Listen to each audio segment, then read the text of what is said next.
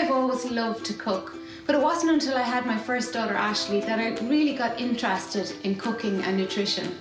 I have written this book in my head over and over for the last few years, but it was through meeting other mums at my weaning class that spurred me on to get it down on paper.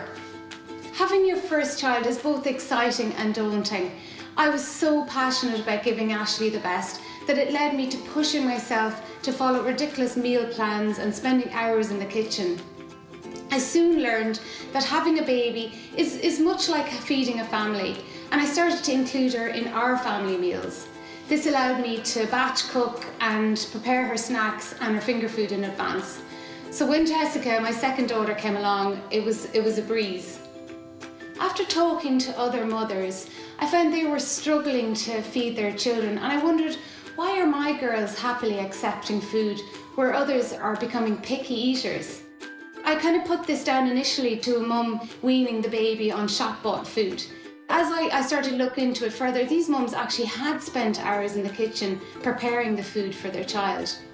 So I started to research more in this area, and I talked to my sister Katrina, a paediatric occupational therapist, and with her help we saw the importance of weaning stages in raising an adventurous and healthy eater.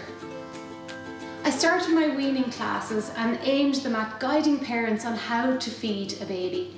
My message has always been the same, that the psychology of food is just as important as the food you offer your baby. And if you offer this in a calm and relaxed approach, you're going to have a much better feeding experience.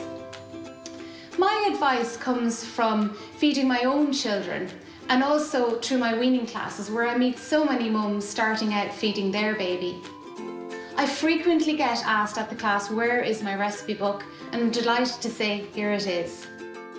So in this book, I'm going to give the tools to raise a healthy, happy eater and to combat any fussy eating stages.